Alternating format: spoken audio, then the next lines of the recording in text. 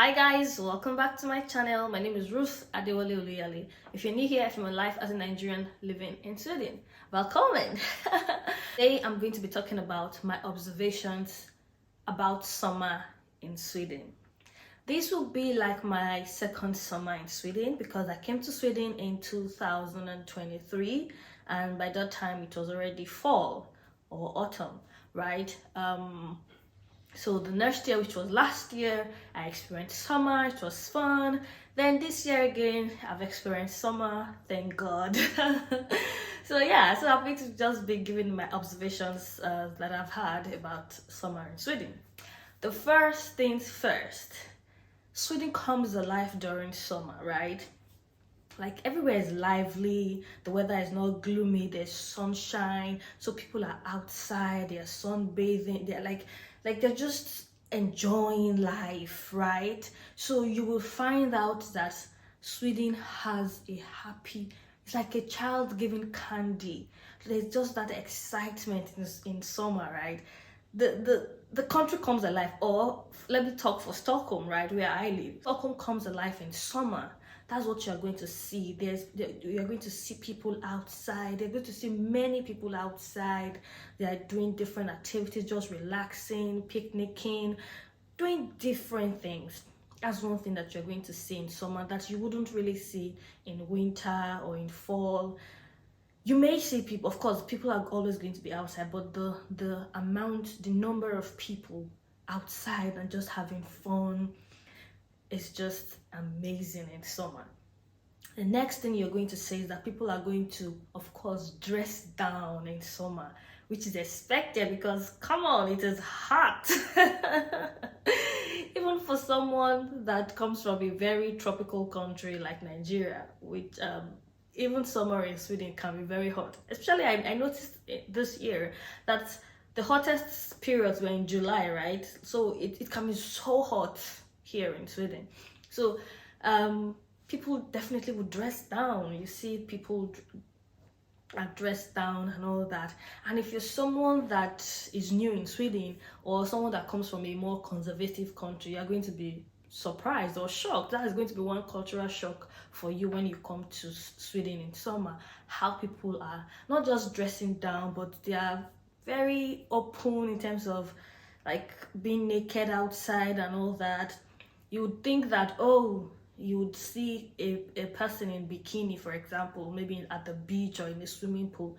But no, you can just be in your house. From the window of your house, you are seeing a neighbor outside in bikini, just lying down on the mat. Yeah. That is summer for you in Sweden. So yeah, people are very more like free in this part of the world, especially during summer. People are more dressed down, toned down, let your hair down and enjoy life.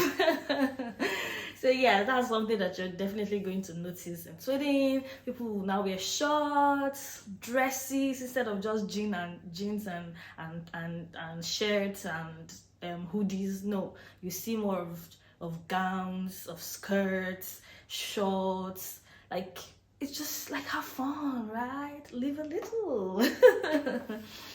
And another observation that you wouldn't notice as much when it's winter or when it's maybe fall, for example, or spring, right? Is the fact that many Swedes have tattoos. Tattoos are very common in Sweden, so you wouldn't see it very well in other seasons because people are very covered up. Everybody is wearing thick stuff, long sleeves, trousers, boots and all that. So you wouldn't really notice it when you are in winter, for example. But when you're in summer, because people are more dressed down, you will see that many Swedes have tattoos. A lot of Swedes have tattoos, like you see a lot of tattoos during summer. That is for sure. I can guarantee you. And you see many people with tattoos of all kinds, like different types. So that's one thing that you're going to notice about summer in Sweden. So the next thing that you're going to notice in Sweden when it's summer is the fact that Swedes travel in summer. And For me, I'm like, you wait for the whole year to experience this time of the year that is just about how many weeks? Maybe 6 weeks, 7 weeks. So I don't know how many weeks summer is, but it's quite short compared to the other times of the year, right? You wait all this time to experience summer, and then you travel out. Why? I remember talking to one of my church members about this. she's Swedish, right? So she explained the fact that, of course, children are on holiday during the summer period. The holiday is very long, so it makes sense. You can afford to travel because children are on holiday. But in other times where the holiday isn't really there, it's not as long, you can't really afford to like travel. So like, okay, yeah, it actually makes sense. No wonder, like, because you would expect that, oh my god, the time of the year is finally here, let's stay in our country and enjoy the sun. But no, they're traveling out, going on road trips and all that. So yes, I get it. For people that have older children, it actually makes sense to like travel out because, well, you have that long period of holiday. Well, yeah, so that's what you're going to notice during summer. And you're also going to notice the fact that it's not just people traveling out, people are also coming into Sweden. I remember when I went to Skansen Museum, the open air museum, right, for the Midsummer holiday, right? Like, I had quite a number of people speaking English, like, in that museum. So I assumed that like there were many tourists coming into Stockholm at that time. So it's not just people moving out of Sweden or out of Stockholm. People are also coming into Stockholm during summer. Yes. When I talked about people dressing down and all during summer, I think I expected people to not wear sneakers as much as they do or as much as I observed them doing in summer. Because I'm thinking, you have about 10 months of the year to wear sneakers, and now that it is summer, I still see many people wearing sneakers. Like, why don't you just wear the flip-flops, sandals and all that? I'm not saying people don't wear sandals. Of course, people wear sandals. But I'm just saying that I expected many more people to wear sandals and flip-flops and slippers and just let your feet breathe. Like, let your feet breathe. Like, you have all year round to wear sneakers. When it's summer, please wear every other thing but sneakers. Like, seriously, I'm begging. Because I still see a lot of people wearing sneakers. Like, sneakers. Oh, sneakers. Yeah. So that's one thing that I would really love people to do more in Sweden. Wear anything else apart from sneakers and covered shoes when it's summer.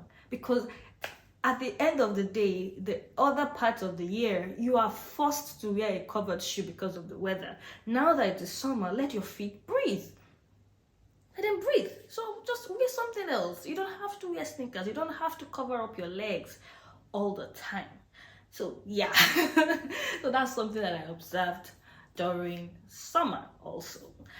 Summer has been wonderful. I think it left a little bit early, if I'm not mistaken. Please put it in the comment section if it's just normal, because I've only experienced 2 summers, like I said. But by August, towards the ending of August, it's already left. Now that we're in September, it looks like it's coming back again. Today that I'm filming, it's quite sunny and it's September 5th, right? So I don't know. You can talk about the Swedish weather every time, all day long, all year long, and it's still just going to be a subject of discussion every single time. I'm becoming very Swedish because I talk about the weather a lot. Yes, all right. This was fun to film. So if you agree with me, if you disagree, please put it down in the comment section, and I'd love to engage with you. Until I come your way next time, bye bye.